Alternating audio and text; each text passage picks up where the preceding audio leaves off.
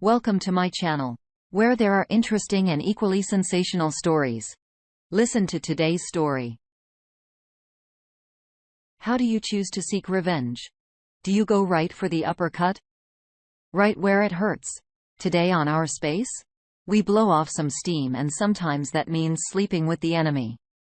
Up first, this op made the sweetest lemonade with the help of the affair partner's wife. I slept with my wife's affair partner's wife, and I am divorcing her soon. We got married almost 3 years ago. She started having an affair with her coworker 1 year ago. I got to know that because I saw his car outside my house one day. I had my suspicions. I hired a PI and gathered evidence that she was having an affair with him. I was angry. Then I got a call from the coworker's wife that she came to know about the affair. She only had texts they used to send, but I have all the receipts of their in Hangouts. Together, we decided to confront them. We used to meet up a lot. She told me she had suspected his affairs since her pregnancy. They have 3 children together. One day, we had an idea that we should sleep with each other as revenge.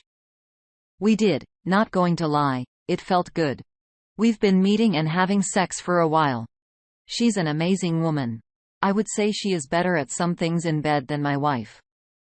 Mostly, I'm very angry towards my wife because in some of her texts with her affair partner, she and affair partner made fun of affair partner's wife, saying things like she has gained weight. Her girl parts were destroyed and other disgusting stuff. I cannot believe that she would say something like this while being a woman. She even made fun of my fertility issues, saying that I'm not a man because the chances of me having kids is very low. I do not feel bad about my affair. I like the sex life I had with affair partner's wife way more than my wife. She hardly ever gives me oral, but expects me to give her one. At least affair partner's wife was more enthusiastic about it, and it was the best oral I ever had. Affair partner's wife wants to tell her husband, I guess we were both tired about carrying out the revenge affair. We both got carried away. We were both so driven by the revenge that we got addicted to it. I will confirm my wife soon. I already have the divorce papers ready. Since we do not have a joint account or marital assets, it will be easy for us. Affair partner's wife might have some problems because they have kids, but she has the power to take him to the cleaners. I know I sound like an awful person, but I am already checked out of my marriage. Let's see what the community thinks about all this. First reaction. I'm happy you're happy. Don't get married to affair partner's wife. That way she can keep her alimony. Hope you guys live happy together. When life gives you lemons, you make lemonade. The OP replies, I'm not really sure if I want to pursue anything romantic now with her. Sex was great over the top, but we only hooked up for 2 months. If she's willing to pursue a relationship, then I would be okay with it. But my lawyer advised me and her to keep it quiet, and not to make any further moves. Someone else responds, when all the dust settles, continue with the other betrayed spouse. Sometimes you have to remove the piece of crap people in your life, to find a gem. Make sure and twist the knife deep when your ex finds out. She will know who's really infertile. The op replies, well, I will. She is a beast in bed.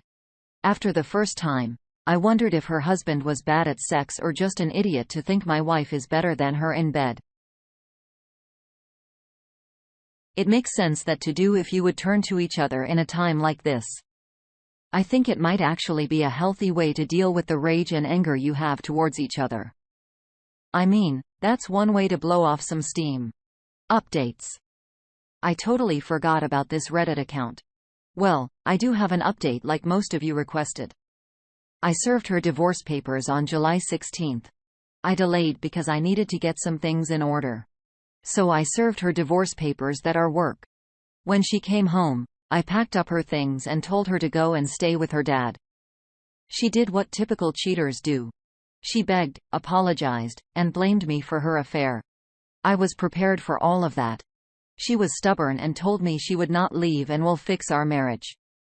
I reminded her the house belongs to my parents. Their name is on the house. If she doesn't leave, I can call them and have her evicted. I had already called her sister. I thought she would take her away from me, But her sister blamed me instead. That I'm not a good husband if I'm giving up my marriage that easily. This is where I became a bit petty and told her this is very hypocritical coming from a woman who left her husband for her cousin. I guess the apple doesn't fall far from the tree. She slapped me. I warned her this is their last chance or else I would call the police on her for assaulting me. After she left, the messages didn't stop. I didn't block her because I wanted to screenshot most of some of it. She said she was sorry, begging me to take her back. She mocked me and said she never enjoyed any lovemaking that we did. And then she and her affair partner had sex on every furniture in our house. I don't know how much of it is true, but I will be replacing my furniture, regardless. I wanted to tell her the other betrayed spouse and I defiled her car by having sex on it, but I didn't. The last time I spoke to her, she apologized to me. This time, the apology seemed sincere. She told me she got carried away. Lately, she has been thinking about having kids. As I have mentioned in my previous post, I cannot have children. She knew that and told me she wants to be child-free. But now she's in her mid-30s, she's been really wanting to become a mom. And the fact that I cannot give it to her angered her, and she did just to cope with it. She told me she was wrong and I was the best partner and husband anyone could ever have, but she just wanted more. I asked her why didn't she just say so? We could have adopted or went to a sperm bank. I asked her if she was pregnant. I don't know, but it looked like she was. She murmured yes. I knew this wasn't my baby. All hopes for reconciliation is out the window now. Imagine if I never discovered the affair. She would have passed this pregnancy as a miracle baby. I just congratulated her and said, I hope she has a wonderful baby. I want this divorce ASAP. As for affair partner's wife, she also served her husband and is taking him to the cleaners. She's not backing down. I only talked to her a couple of times. She ranted a lot that she wasted her best years in youth on a disgusting man.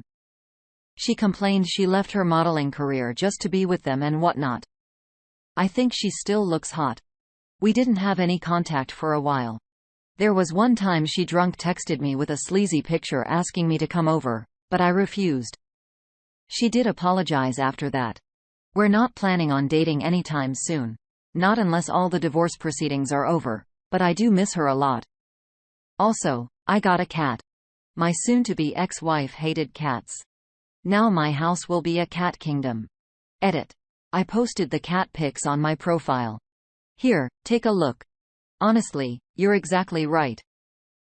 There's so many alternatives to infertility and cheating isn't one of them. That's not how anybody should deal with it. I'm sorry, Paige didn't deserve that.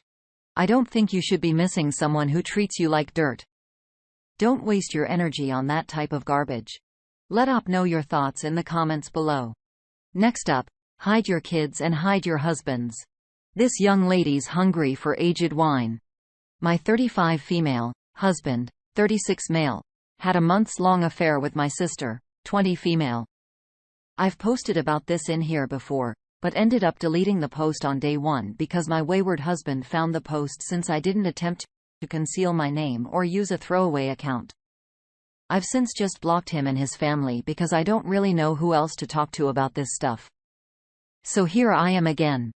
It's been a little over 3 weeks, and for the most part, friends and family don't check in with me as regularly. I'm tired of thinking about it, tired of talking about it, but also can't get away from it. He moved out the weekend before last, and I'm feeling some relief from not having him in sight all the time, but I'm also overwhelmed with having been thrown into a single parenthood so suddenly and unexpectedly. I feel like I don't have the space to grieve properly because I have the hearts of my children to look after. I got a lot of feedback on my original post, most of it useful and thoughtful, some of it, not so much. I'm sure that not everyone who finds themselves reading this post will also have read the last one, but I did want to add a little bit of context for those who did. My husband and sister did not grow up around each other, so I'm not really concerned with the grooming aspect, at least not in a long-term sense.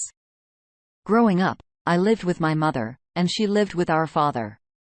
She was only 3 when I moved out of the house. 6, by the time he and I got married. However, Our being a mother-in-law family made visits home infrequent. And even then, I'd usually go alone. He likely only ever met her 2 to 4 times at all before she moved to the same city as us late last year. Her version is that she was victimized by him. I know. It sounds incredibly crappy to not believe someone claiming to be a victim. So I do want to clarify some things here. 1. I do believe that she is and has been a victim in the many sexual relationships she has had with much older men, and that she seeks these relationships as a result of some deep-seated traumas from her childhood. However, she has always entered into these relationships consensually and has never considered herself a victim of these men. Should the men have been, or known better? Absolutely. Did they still actively engage in very inappropriate relationships with her, citing her consent as their gross justification? Absolutely. So while a guest, I absolutely believe that my husband was the one who should have been responsible for managing their relationship as a much older player. I also do not believe that she ever felt victimized by him, but now claims to have been to earn my sympathy and forgiveness. His version is that she sought him out even prior to their first exchange, and then began indirectly threatening him that she would tell me if the relationship didn't continue. He was also very drunk the first time. She had had nothing to drink, and according to him, initiated the encounter. Things I do know. She sent a friend request to his FetLife account 5 days prior to the first encounter. She sent a friend request to her brother-in-law's social media account, which contained multiple nude photos. I believe she at least fantasized about him, if she didn't actually plan to initiate sexual contact. Will I ever know the full truth of what happened or why? Probably not. I don't know if they're both lying or if they both actually buy into the BS webs they're spinning. I don't know how much of it even matters anymore. And I don't know how I'll feel in 6 months or a year or 5 years. But today, right now, I don't know how I'll ever forgive either of them for what they've done. Also, updated ad. I did tell my children on the advice of my therapist. Because my children were very close to their aunt, this one couldn't be as easily managed by just omitting the why of our divorce. And there was a fear that it would come out later in an uncontrolled way, or that I would have to create a story around why their aunt is no longer in their lives. I felt like the only thing to do was to tell them enough of the truth, and it's all just been really hard. How does the community react? Glad you asked. Let's check. The first comment goes, she sent a friend request to his FetLife account 5 days prior to the first encounter. She sent a friend request to her brother-in-law's social media account, which contained multiple nude photos. Oh, hell no. She's not the victim here at all. Not only is she going after older men, she's going after married men. She gets off on the silent competition between her and the trade wife. She got off on feeling like she was better than you, and then probably had a power trip knowing she caused the divorce. I would let everyone in the family know and cut contact. I don't even know if therapy would help with this woman, but expect her to try again with any man you bring around. DOP replies. When she told me about everything, she admitted that she hated me at the time it started. Now she says that he initiated and that she was groomed, told by him how awful I was. I believe that part is true, as he's often vented about me to inappropriate outlets and company, and felt like he was her best friend. I do believe that she reveled in the relationship and enjoyed that it was a secret, and very likely enjoyed that she spent every weekend at our house during that time. Our relationship was strained for some time, but slowly we became close. And it's, at this point, I think things started to change for her. She felt guilty for what she had done, confessed, and now I think she's trying to salvage whatever she can by telling a story that she can live with. I think she did an awful thing and did it with intention, and I think that she may even have convinced herself that she is a victim. But I don't think I'll ever be able to forgive her. As of now, I have no plans to ever be in her presence again, or allow my children to be. Although once they're adults, that decision will be theirs to make. Someone else responds, I'm sorry. OP. Your friends and family don't sound like good people. I've supported several friends through infidelity. I can't imagine abandoning someone in pain, especially someone I love and care about. The OP replies, I don't think they mean to be negligent. I think they just don't know what to do or say, and I live very far away from any family currently. In the first few days, week, I was constantly being checked up on, but that has since dwindled. My sisters in particular are struggling with knowing how to love both me and the affair partner through this. I think that's something that has been hard for us all. I could never ask them to not still be there for her, but the emotional part of me is hurt by it at the same time. I know that part will get easier eventually. Although there's so much wrong here on so many levels, it does seem like your sister was looking to feed her ego, and for some reason, older men do it for her. She seems to be missing something from her life, and older men appear to fill that void. Update. Why the truth matters so much. Despite one predator's insistence that I'm just pain shopping, I can't help but want to know everything that happened. Not so much the intimate details of each encounter but the feelings and motivations on the parts of both my wayward husband and sister.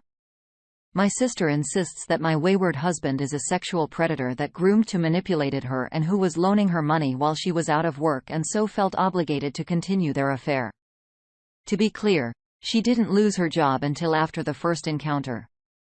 My wayward husband insists that my sister is basically a sociopath who baited and pursued him, initiated the first encounter, wanted him to leave me for her, and then made subtle threats that she would tell me if the affair didn't continue. It's so difficult for me to believe that either of these people I have loved and known so well are either a predator or manipulative sociopath. They're both coming down hard on me for not believing their individual versions and really not allowing me all that much grace or understanding when it comes to my inability to detect or know the truth. Think that right now, it feels very difficult for me to know how to process everything and begin to heal if I can't even really understand why it all happened in the first place. I'm trying to process the version that is most digestible to me, but that doesn't mean that it is accurate at all. My sister says that she would provide me with any evidence she could and help me to see the full picture. But when I've asked her for specific things, she comes mad that if I need proof, I must not believe her. When I ask my wayward husband for details or specific questions or even just seem angry in his presence, he tells me that he just can't do this. And then rubbing his face in it, or making him my punching bag and keeps making threats to unalive himself. He's been in this crap since January, but as of today, I've known about it for less than a month.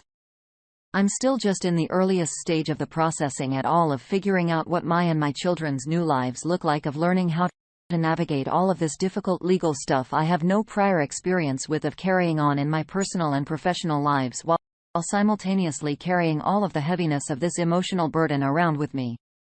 And still, neither of them seem to understand my anger or inability to trust anything they say. They have centered themselves in this and completely forgotten about what they've done to me and my children and how long our journey to sort out this grief will take. I'm just so angry I can deal with all the sadness, but this rage feels like it might consume me and I don't know what to do with it all. I don't know how to get away from it or endure it. I'm just so exhausted. Edited to add that my op-in here contains more details about the affair itself. I don't think you can trust them as far as you can throw them. Update. It hasn't even been 2 months since I found out, but it feels like it's been 10 times that long. It's already hard to remember the time before all of this. I know it's been recommended that we not go this route. We've decided to move ahead with divorce proceedings using a mediator only. I do believe that he is genuinely remorseful. And all I want is to do this amicably so that it will have as little impact as possible on the kids. We've come to agreements on everything outlined in the divorce decree documents, and I'm satisfied with the decisions we've made. Don't care about entitlement. I just want to be done with it. I'm in therapy, and I think it's helping me to process everything. Although it does seem like my most difficult days are always the ones following my sessions, I'd really like to go back to talking to my therapist about anything but this, but I know that this part can't be sped up or skipped over. My sister reached out to me after my request that we remain no contact. She was blocked everywhere except for my phone number. She has since been blocked there as well. During that brief interaction, she asked if she could contact my children, and I asked that she please not attempt to contact them. She became angry and sent me a pointed message. I didn't respond. A few days later, she sent my middleest kiddo a request to join a game on Roblox. Ah, I missed that one. My kiddo deleted and blocked her from the app, but I'm upset that my sister did not respect my request that they not be contacted.